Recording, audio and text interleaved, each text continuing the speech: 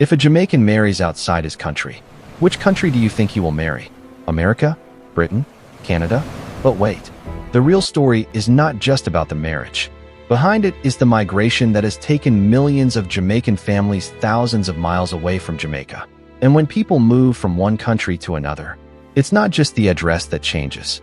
Friends change, community changes, life changes, and sometimes, love crosses borders too. Today we will find out which countries Jamaicans usually marry, why America, Britain, and Canada are so important, what role the Jamaican diaspora played in this, and most interestingly, does a Jamaican person keep their Jamaican identity with them even after moving to another country? Watch the video till the end, because in the end, we will also come back to the question of what is the identity of the children if a Jamaican marries a non-Jamaican? Jamaican? American? British? Canadian? Or a beautiful combination of all four? Welcome to Jamaica Info. If this is your first time here, please subscribe. Here we don't just see Jamaica as a beautiful island. We explore the real stories of its people, history, families, and the Jamaican community spread around the world. Let's clear up a misconception. When we ask, what countries do Jamaicans marry? This does not mean that Jamaicans mostly marry foreign nationals. No, Jamaican to Jamaican marriages are a significant and common reality in Jamaica. The real interesting question begins when we talk about international marriages. That is, when a Jamaican has a partner outside of Jamaica. And here we see three countries repeatedly: United States, United Kingdom, Canada. But why? That is the real question. Just look at Jamaica on a map, a small Caribbean island. But the story of the people of this island is not limited to this island. Jamaicans have been migrating to different countries for many generations. Jamaica's own diaspora history also shows that large numbers of Jamaicans migrated, especially to the United States, the United Kingdom, and Canada. These three countries also remain prominent in the recent Jamaican migration data from Diaspora Engage. And in 2025, 18,347 Jamaicans were counted among the migrants heading for permanent residence or citizenship in the U.S., while 2,980 were granted permanent resident status in Canada and 2,396 in the U.K. Jamaica Observer. Now think about it. If thousands of people are moving to these countries every year, where will the next generation grow up? In Jamaica? Not necessarily. Many children will be born in New York, some in Toronto, some in London, and that is where the marriage story begins. Now let's come to America. America is perhaps the most important place to understand Jamaican international relations. Why? Not just because America is a huge country. The real reason is the Jamaican community. If you live in a city with a large Jamaican origin population, your social connections are not limited to the Jamaican island. Your relatives may be there. Your childhood friends may be there. Your church connections may be there. Your community events may be there. And then, you may even meet your future partner there. Imagine a little story. A young Jamaican girl moves from Kingston to the United States. At first, everything is new. New city, new job, new accent, new people. But one day she goes to a Jamaican community event. There she meets people who don't need to be told about Jamaican food, who don't find some of the patois words strange, who don't need to ask what it is when they hear reggae. They already know Jamaican culture. Now what? She found a little Jamaica thousands of miles away from Jamaica. And that's the power of the diaspora. But here's another interesting thing. The person she meets doesn't have to be Jamaican. Maybe he's American. Maybe his family came from another Caribbean island. Maybe his background is Latin American, or African American, or from another culture. And then, a relationship is formed. A marriage is formed. And a home is formed where Jamaica and America come under the same roof. So the question is not, who do Jamaicans marry in America? But the bigger question is, how does a new family identity form when Jamaican culture meets a different society? And that's what makes this topic interesting. Now let's look at another important fact about America. According to Jamaica's official diaspora information, the United States has long been one of the largest destinations for Jamaican migration. And in the 1960s, there was a significant increase in Jamaican U.S. migration, including skilled nurses and other workers. That is, this community did not suddenly form yesterday. It was formed over decades. One generation passed away, then another, then their children grew up there. And now their grandchildren also have Jamaican heritage. So when you look at a Jamaican-American family today, there may be a 3 or 4 generation migration story behind this family. And here a very interesting question arises. If a Jamaican goes to America and marries an American, so what will their children be like? Only American? Or also Jamaican? In reality, identity is not that simple. Children can eat Jamaican food at home. They can listen to Jamaican music. They can hear Jamaican family stories from their grandparents. And at the same time, they can grow up in an American school, an American workplace, and an American society. In other words, there can be many cultural layers within a child. And this is the real beauty of diaspora. Now let's move on to the United Kingdom. If America is one big story of the Jamaican diaspora, then Britain is a very historical chapter in that story. Why? Because the relationship between Jamaica and Britain did not just begin with modern immigration. There is also colonial history behind it. And then after World War II, Britain needed labor. People from the Caribbean started moving to Britain. A famous symbol of this migration is the arrival of the HMT Empire Windrush in Britain in 1948. On June 21, 1948, the Windrush arrived at Tilbury Docks with 1,027 people on its passenger list. More than 800 passengers reported their last residence in the Caribbean. House of Commons Library. And this broader migration was later called the Windrush generation. According to the British government, thousands of people from the Caribbean migrated to Britain in the 1940s, 1950s, 1960s, and 1970s. Now imagine, a Jamaican family arrived in Britain from Jamaica. New country, new weather, new society, but inside the house. Jamaican food, Jamaican music, Jamaican family values, Jamaican memories. And then their children grew up in Britain. These children grew up in a strange but beautiful dual world. At home in Jamaica, outside Britain. So when this generation grew up, where did their friendships form? At school, at university, at work, in the neighborhood, in the community. And this is where the potential for cross-cultural relationships increases. But here's a very important point. Not every Jamaican-British marriage is the same. Some couples may be from both Jamaican backgrounds. In some, one partner has Jamaican heritage and the other has British background. In some cases, the backgrounds of the two may be even more different. That is, a Jamaican-British marriage is not the same type of family. It can be the name of many different family stories. And the story of Jamaican identity in Britain was not limited to marriage. It influenced music. It influenced food. It influenced language. It influenced sports. It influenced fashion, and it also influenced the cultural identity of British cities. That is, Jamaican migrants did not just settle in Britain. They also participated in changing Britain.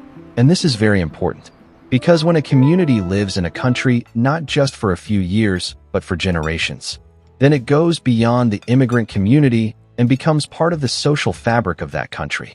Then the children of this community are born there. They study there. They work there. And they raise their families there. And that is why Jamaican-British marriages cannot be seen solely from an immigration perspective. It has now become a multi-generational story. But now let's move on to a third country, Canada. Toronto in particular. Canada's Jamaican story is also very interesting. Canada has long been one of the top Jamaican destinations in Jamaican diaspora data.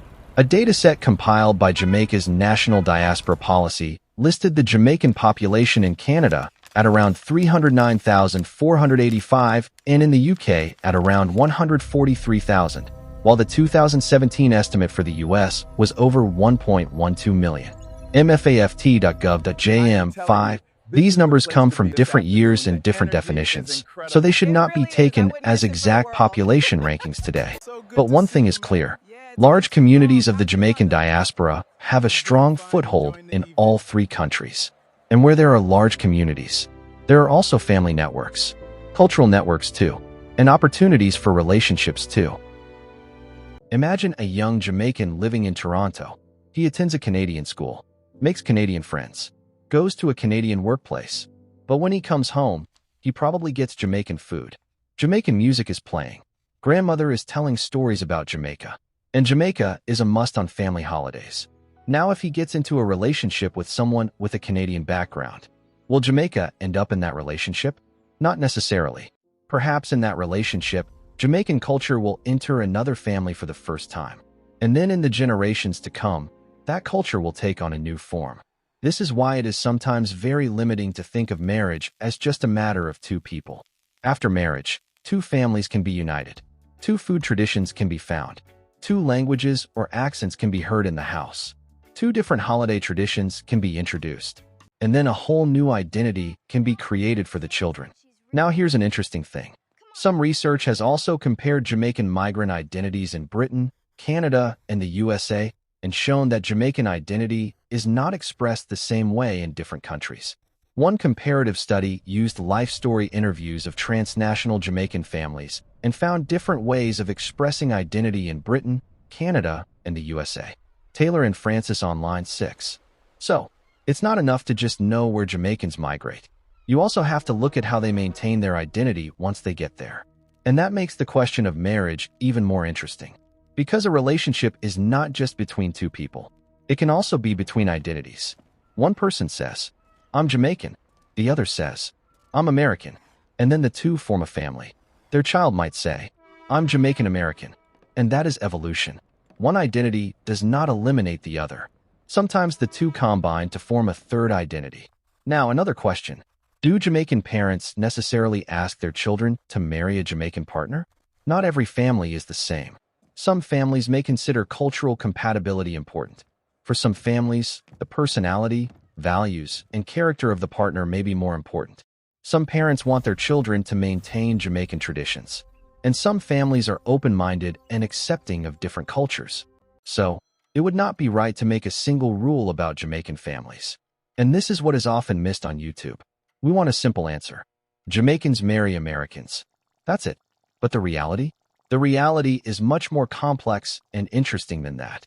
Because behind marriage is geography, migration, history, community, family, and identity. Now let's go back to 2025. The most recent Jamaican data also shows that the US, Canada, and UK remain major migration destinations.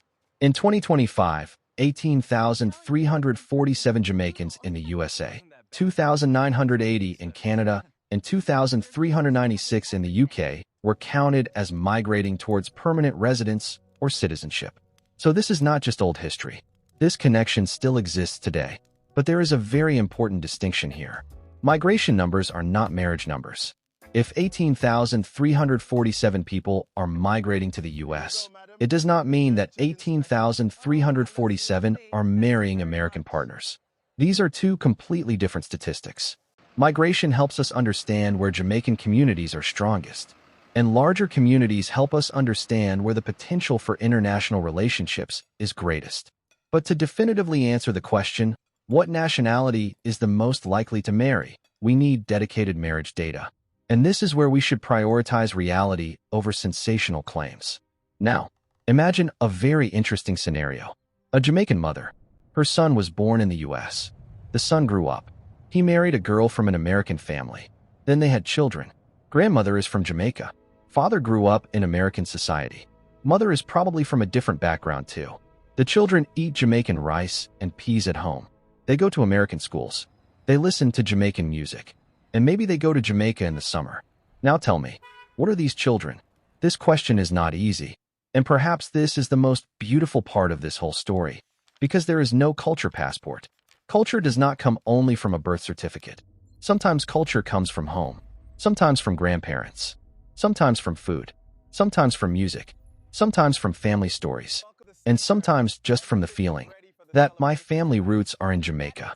That is why the story of the Jamaican diaspora is actually a story in which Jamaica traveled with its people. From Jamaica to America. From Jamaica to Britain. From Jamaica to Canada. And then from these countries to the next generations. Now one last question. If a Jamaican person marries an American, British, or Canadian person, so does he lose his Jamaican identity? What is your answer? I think, not necessarily. In many families, this marriage brings Jamaican culture to a new home, a new family, Everything a looks new so generation, lovely in here. and a new place. Yeah, man. But the roots are the same. Finally feel like and maybe home. that's why the Jamaican diaspora is so interesting. It's not just a story of people moving to other countries. It's a story of how people take their memories with them wherever they go. Their food, their music, the words of their language, their family traditions, and sometimes, their love. So if we answer today's question briefly, The majority of Jamaicans generally marry other Jamaicans, but the United States, the United Kingdom, and Canada are three of the most important countries for understanding international Jamaican relationships and marriages, as they have large and historic communities of Jamaican diaspora. Jamaica's official diaspora history also highlights these three countries as major destinations for Jamaican migration. But what's even more interesting is that it's not just a question of which country to marry. It's a question of how far can Jamaican identity travel? Kingston to New York, Kingston to London, Kingston to Toronto, and then from these cities to the hearts of the next generation. Now it's your turn. Leave only one answer in the comments. If you were Jamaican and got married abroad, which place would you choose? America, Britain, or Canada? And why? You can also just write the name of the country. It will be really interesting to see the answers from Jamaica Info's viewers. And if you like stories about Jamaica that don't just give you the general facts, but also the full picture of history, migration, family, and culture, then subscribe to Jamaica Info. It's a small subscription, but it helps us tell you that you want more deep Jamaican stories like this. The next time you hear the name Jamaica, don't just think of beaches, reggae, and sunshine. There is another Jamaica. That Jamaica that exists in a house in New York, that exists in a family in London, that exists in a kitchen in Toronto, and maybe in a house in the world, where a child is asking for the first time, "Mom, where did our family come from?" And the answer comes, Jamaica. This is the real story of the Jamaican diaspora, an island whose people spread all over the world, but they took their story with them.